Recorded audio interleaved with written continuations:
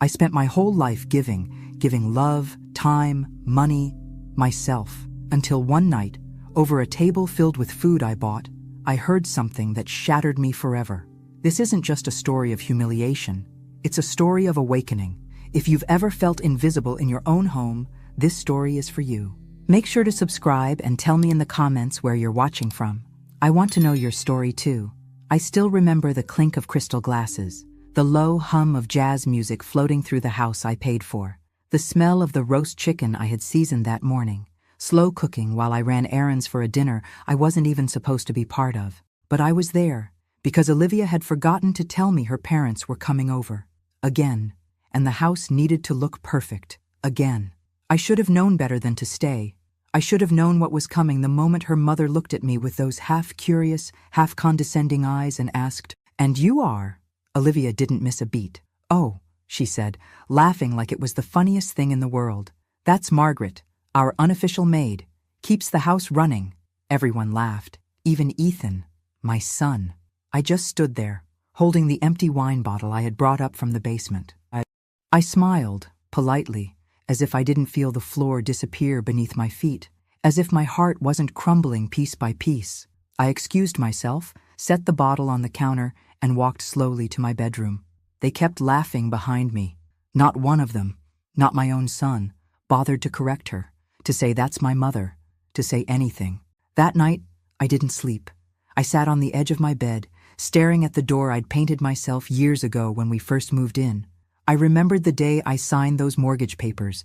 My name, my credit, my down payment. Ethan had just graduated college. Olivia wasn't even in the picture yet. They had nothing. I gave them everything. And now I was the maid. The next morning I made coffee like I always did. I fed the cat Olivia pretended to like. And when she came downstairs in her yoga outfit, too busy on her phone to even say good morning, I stood there and waited. She looked up eventually. I handed her the keys, all of them. The front door, the back, the garage, the mailbox. "What's this?" she asked, her manicured brow furrowed. I smiled. "Good luck paying the mortgage now." She blinked. "What?"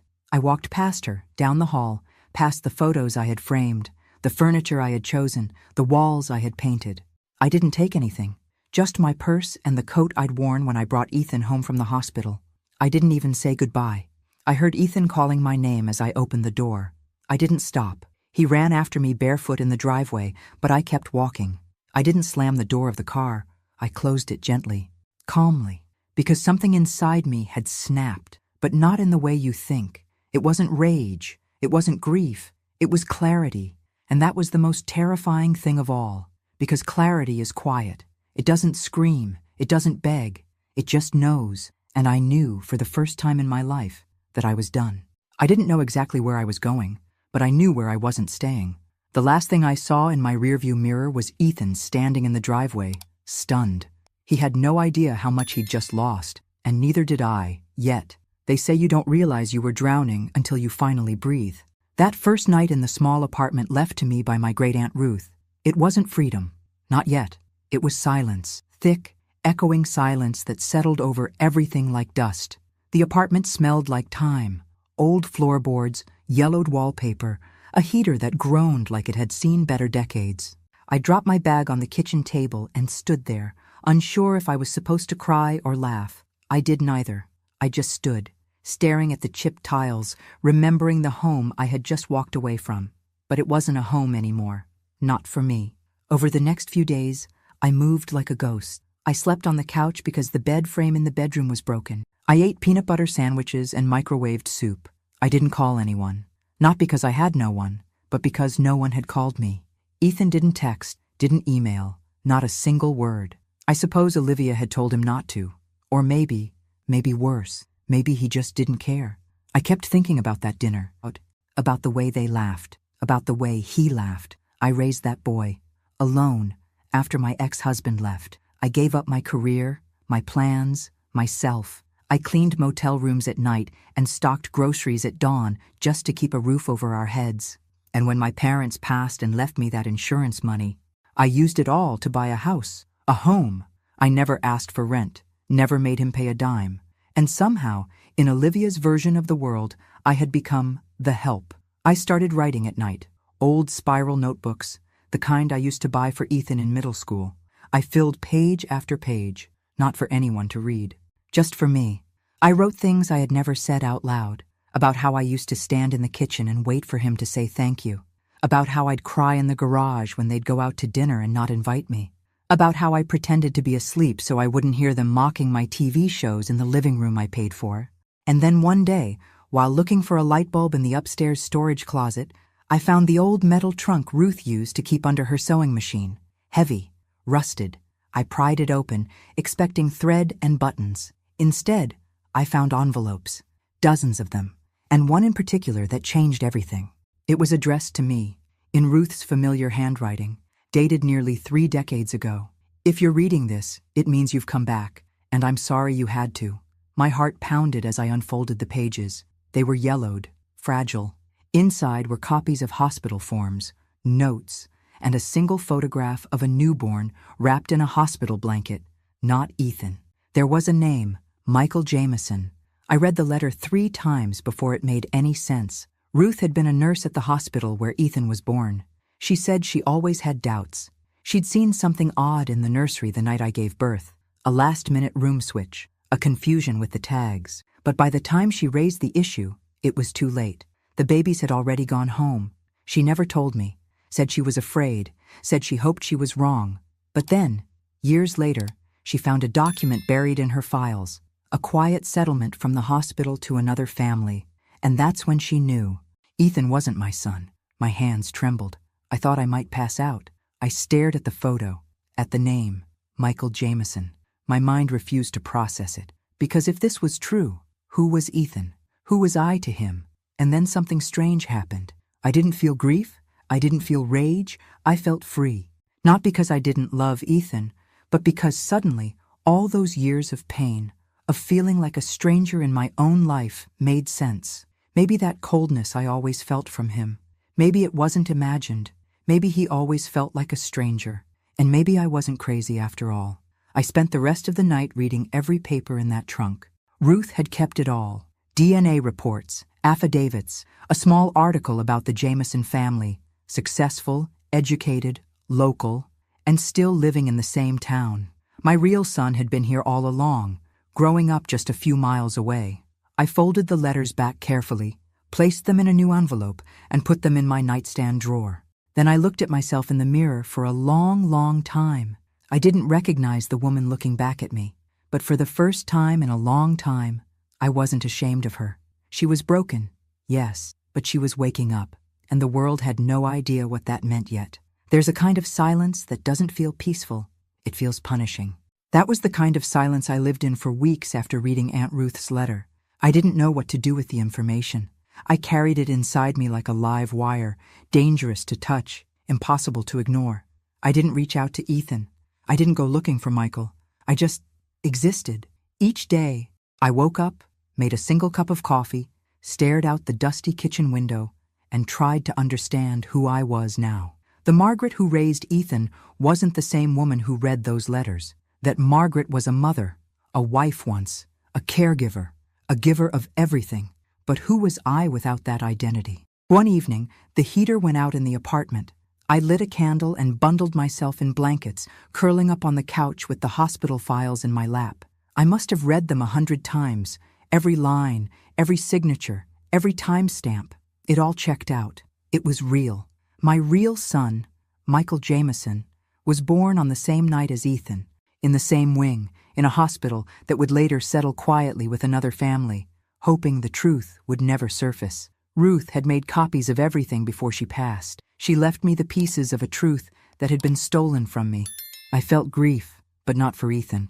I grieved the time, the moments I could have had with Michael, the birthday parties, the first days of school, the scraped knees and science projects, all those things I thought I was doing for my child. They were meant for someone else, and yet, somehow I didn't feel hatred toward Ethan. My love for him hadn't been biological. It had been unconditional, or so I thought. But when someone you raise doesn't defend you, doesn't even see you, it forces you to reevaluate everything. It was a Tuesday afternoon when I finally pulled myself together. I had been hiding too long. I wasn't ready to confront Ethan. Not yet, but I could start somewhere. somewhere quiet. I walked into town and stood across the street from the little bookstore near Main and Elm. Jameson's Books. It was painted in deep green with hand-lettered signs on the windows. I'd passed it dozens of times before and never noticed it. He was there. Michael. I didn't need to ask. He looked about 30, maybe a little older, clean-cut, reading glasses. He was helping a young woman find a poetry book. His voice was soft, patient. His posture was gentle but sure of itself. I stood across the street, heart pounding, eyes fixed on the son I never knew I had, and I cried, right there on the sidewalk, not sobbing, not loudly, just quiet, unstoppable tears that rolled down my cheeks and into the collar of my coat. I didn't go in, not that day. I just watched, and then I did it again the next day, and the next. It became a ritual. I'd walk the block, sit on the bench near the corner, pretend to check my phone or drink coffee from a paper cup, and I'd watch Michael living the life I was never part of. It wasn't stalking. It was mourning, but also preparation. Because slowly, I was starting to put the pieces together. While I sat outside that bookstore, I started noticing things. The schedule of deliveries, the names of customers, the rhythm of the store. I was observing, yes, but not just him. Them, Ethan and Olivia. I started tracking them too, subtly. I knew their patterns from memory. Olivia always posted on social media, tagging her favorite brunch spots, yoga studios, and wine tastings. It wasn't hard to follow the trail, and what I saw made me nauseous. They weren't struggling. They were pretending. Olivia's business, some lifestyle coaching brand, was mostly smoke and mirrors, rented office space, paid followers, credit cards maxed out to maintain appearances. And Ethan? He had quit his job 6 months ago. Olivia called it manifesting a new chapter. I called it delusion. They were building a house of cards, and they had no idea the wind was coming. I didn't tell anyone what I had discovered. Not yet. Instead, I started keeping a second journal. Not like the first, filled with emotions and heartbreak. This one was strategic. Dates, names, business filings, public records. I wasn't just grieving anymore. I was planning. They thought I was gone, invisible, irrelevant, but I was more present than I had ever been. And I was about to remind them exactly who I was. The first time I saw Michael up close, I couldn't speak. It was a rainy Thursday. The bookstore was nearly empty, and he was restocking the biography section, humming under his breath. I had lingered outside too long, and when he turned and looked through the front window, our eyes met. He gave a polite, welcoming smile, nothing more. Just the kind of kindness you offer a stranger. And that's what I was to him, a stranger. My heart clenched. I turned away quickly, pretending to check my phone, but my hands were shaking too hard to fake it convincingly. I walked fast, ducking around the corner, barely making it to the car before the tears came. How do you tell someone that their entire life started with a mistake? How do you look a grown man in the eye and say, "You're not who you think you are, and neither am I"? I went home and pulled out Ruth's letter again, read it 3 more times. She hadn't just discovered the truth, she had investigated it. The name Michael Jameson wasn't a guess, it was confirmed. She had found the settlement papers. The hospital never told me, because I was never meant to know. And the Jamesons? They must have known something. Maybe not the full truth, but enough to accept a quiet payout. But I wasn't here for revenge against them. I wasn't even sure what I was here for. I just wanted to know him, to see if the ache in my chest could be filled by the reality of who he was. So I went back. I started small.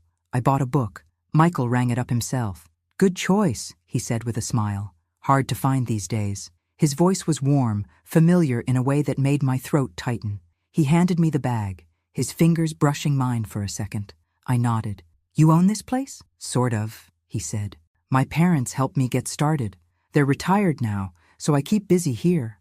Of course they helped. Of course he had support. Not like Ethan, who'd had nothing but my blood, sweat, and sacrifice, and who had turned around and offered me up as a joke. Michael had parents, but not me. And Ethan had me, but never wanted what I gave. The universe had scrambled the puzzle and left us all bleeding over the wrong pieces. I started visiting the bookstore every few days, casual. Sometimes I bought a novel, sometimes just browsed. Michael began to recognize me. He'd say, "Back again?" with that easy smile. We made small talk, weather, books, local events. I never told him my name. Not yet. It wasn't time. Meanwhile, back in the shadows of my old life, things were shifting. Ethan sent me one message, a text that said, "Mom, are you okay?" Nothing more. After 3 weeks of silence, that's what I got. I didn't reply. I had nothing left to say. But I started looking deeper into their world. I pulled up the deed to the house. It was still in my name. Olivia had tried to refinance without my permission. Denied. She couldn't afford the mortgage. Ethan had no income. I could have evicted them on the spot, but that would have been too easy. No, I needed them to feel the slow unraveling, the fear, the realization that the foundation they stood on wasn't just fragile, it belonged to someone else entirely. Me. Every night, I wrote. My new journal was meticulous.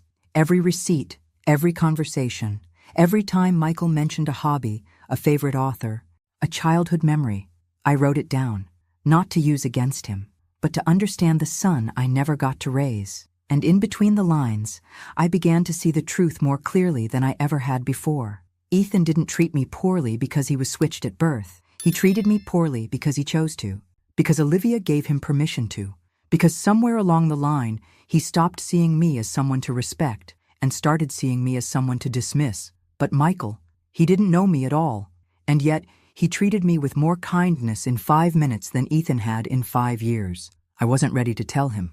Not yet, but I was close. And when the time came, I wouldn't just tell him who I was.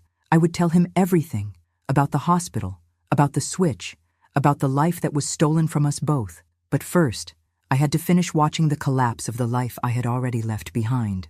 Because once the final piece fell, I wouldn't be looking back. I never planned to become a shadow in my own story. But sometimes the only way to see people clearly is to step out of the light. After that day in the bookstore, things shifted inside me. Not suddenly, but like a slow sunrise creeping across a frozen field. Quiet, inescapable. I didn't rush anything. I wasn't just trying to reconnect with a son I never knew. I was trying to reclaim myself. I began walking a little taller, speaking a little stronger. I bought a second-hand laptop and began typing my notes into files. Evidence, timelines, names. This wasn't a diary anymore. It was strategy, survival. And one thing became crystal clear. Ethan and Olivia's world was held together by duct tape and lies. The house they lived in, my house, was still under my name. Olivia's lifestyle business, Olivia Ascends, was a fabricated empire. Fake clients, fake testimonials. She'd built a brand on buzzwords and filters, selling personal growth advice while driving a leased luxury car she couldn't afford. I found the LLC paperwork online. I checked tax records. I looked up business reviews. Every post she made was curated. Every event they attended was a photo op. And behind it all was debt. So much debt. Maxed out cards. A defaulted private loan. Ethan's student debt, still unpaid. They were suffocating under a mountain of bills, but too proud to say a word, or maybe too arrogant. That's when I knew. If I pulled just one string, everything would fall. But I didn't. Not yet, because I had one more step to take first. Michael. I still visited the bookstore, and he still didn't know who I was. But each interaction chipped away at the fear. We talked about books, about life, about small things, TV shows, good coffee, city noise. Once we sat at the tiny cafe next door, and he told me about how he almost became a teacher, but his love for books pulled him into business.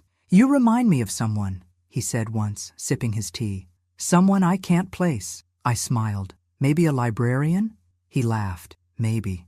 That moment stayed with me for days. I didn't just like him. I recognized him, not just by the file I had read or the photo Ruth left me, but in the way he treated people, in the way he listened, the quiet strength in him. It felt like mine. It was in his posture, his calm, his presence. I started dreaming about a different life, one where I'd raised him, one where we baked cookies in the kitchen, where I took him to soccer games and cheered from the sidelines. I could picture it so vividly it made my chest ache, but I couldn't go back, so I planned for what was next. The first thing I did was call a lawyer, not for revenge, for justice. I wanted the house sold.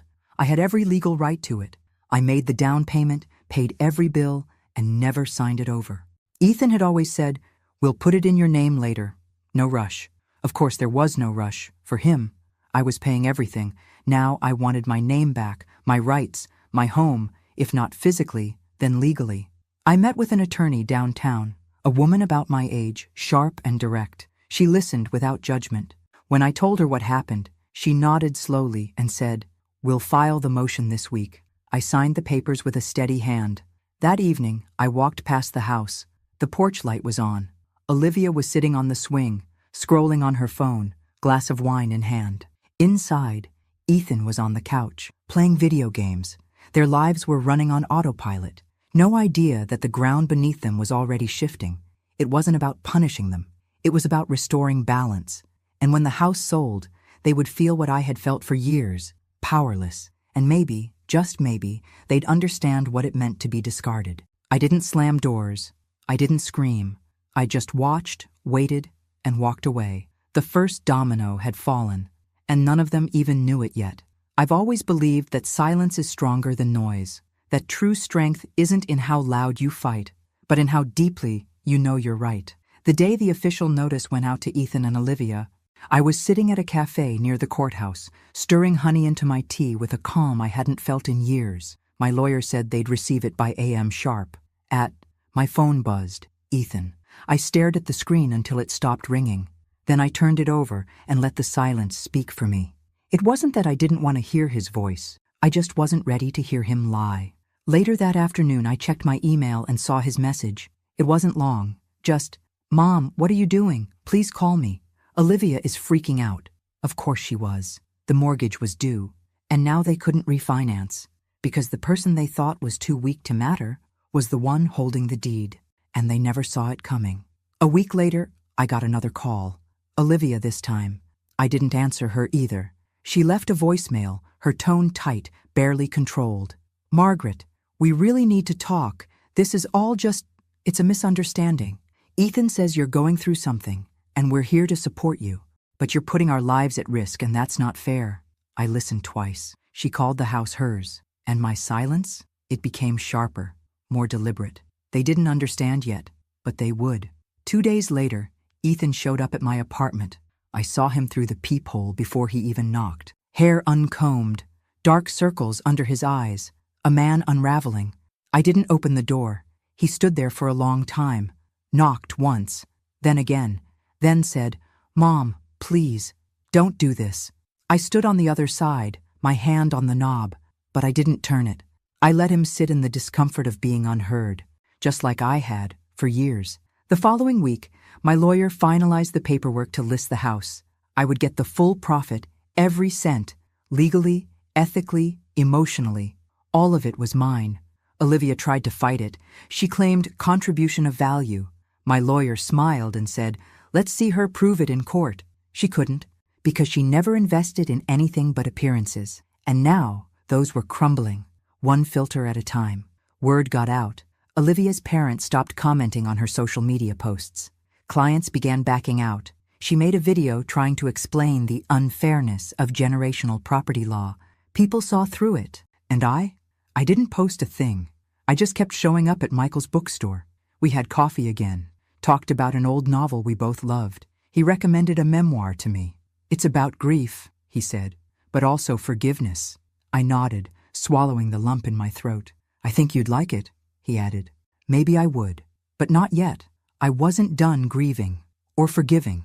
At home, I began boxing up old photos, pictures of Ethan as a baby, school portraits, birthday parties where I did all the work and none of the credit. I didn't throw them out, but I put them away, because the woman who had spent her life giving everything was gone.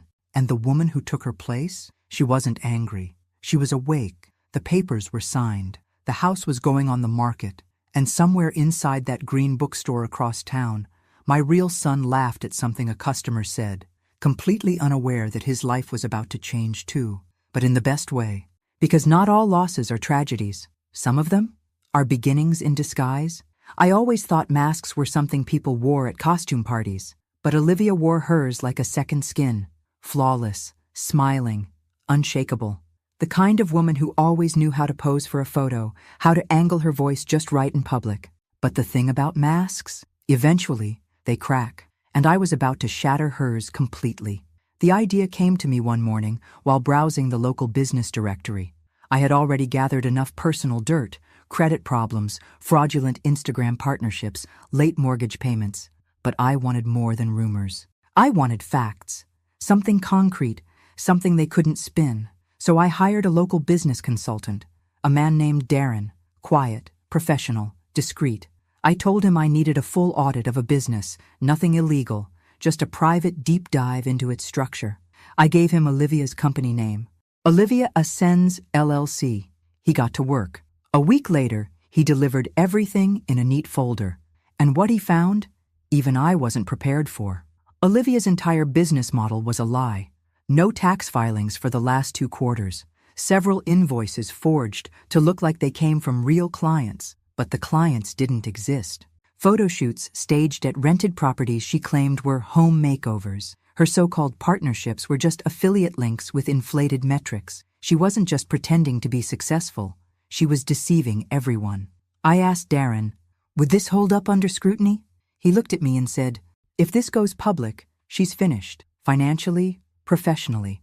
And that's when I made a decision. I printed everything. Then I found the address of Olivia's parents, the same people who once laughed in my home, clinking wine glasses while their daughter humiliated me in my own kitchen. I mailed them the file, anonymously. No letter, no signature. Just a simple note on top that read, everything you think you know is a performance. 2 days later, the first cracks appeared. Olivia's Instagram went quiet.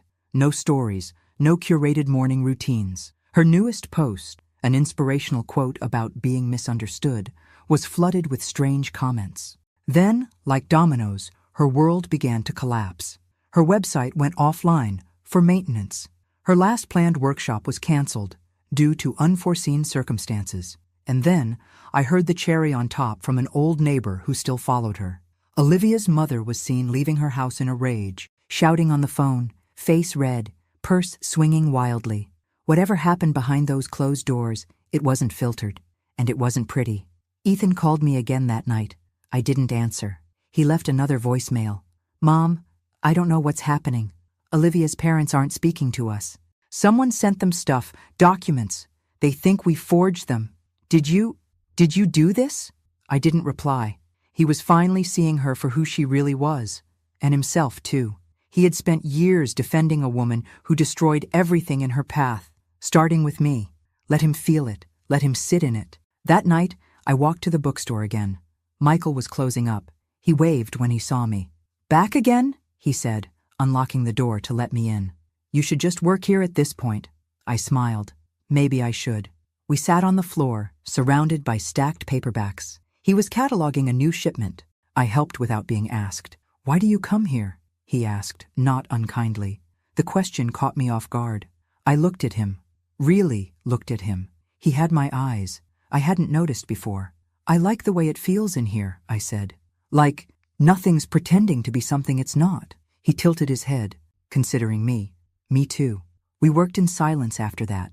No small talk, no more questions. But in that quiet, something settled between us. Not truth, not yet, but something close. A thread connecting us. And for the first time, I didn't feel like a ghost in someone else's life. I felt seen. And the woman who once stood invisible in her own kitchen? She was gone. In her place stood someone they never expected. Someone they never should have underestimated. I used to think heartbreak came in one big blow, like a car crash or a door slamming shut. But it's not like that. Not always. Sometimes it comes slowly, like water leaking through a roof, drip by drip, until one day the whole ceiling collapses. And Ethan? He was finally standing under the flood. The news had reached him by then. The house was officially listed. The mask Olivia wore had crumbled, her business exposed, her reputation unraveling. And with nowhere else to point the blame, Ethan did what he always did. He came running to me. I heard the knock before I saw him. It was a quiet afternoon. I was just finishing a cup of tea when the sound echoed through the apartment. 3 soft raps, hesitant, like the knock of someone who didn't know if he'd be welcomed or slammed. I opened the door slowly. He looked like he hadn't slept in days. Unshaven, thinner than I remembered, shirt wrinkled like he pulled it off the floor. Mom, he said, voice cracked. Can I come in? I didn't answer, just stepped aside. He walked in and stood in the middle of the room like he didn't know what to do with his body. For a long time, neither of us spoke. Finally, he broke. Why are you doing this? He asked. To us? I almost laughed. Us, as if there had been an us in years. I sat down in the armchair across from him, calm, composed. I'm not doing anything to you, Ethan. I'm doing something for me. His jaw clenched. You're selling the house. My house. I grew up there. And you gave it away, I said, my voice low. You let your wife turn me into your maid. You watched it happen. You laughed. You never even apologized. He didn't deny it, just looked at the floor. I thought you were just being dramatic, he mumbled. I didn't know it hurt you like that. I stared at him. That's the problem. Ethan, you never bothered to know what hurt me. You just assumed I'd always be there, cleaning up after you, paying your bills, nodding along while you let that woman chip away at who I was. He flinched. Olivia's not who I thought she was. That's not news to me. He finally looked up at me. His eyes were glassy now. I lost everything. I didn't blink. No, you gave it away. Silence stretched between us. I miss you, he whispered. I sat up straighter. I raised you, I said, fed you, clothed you, sacrificed for you, and you let me be humiliated in the house I bought. His lip trembled. I thought she was helping me. I thought we were building something. You built a lie, I said, and now it's falling apart. He stood then, pacing the room. So that's it? You just walk away?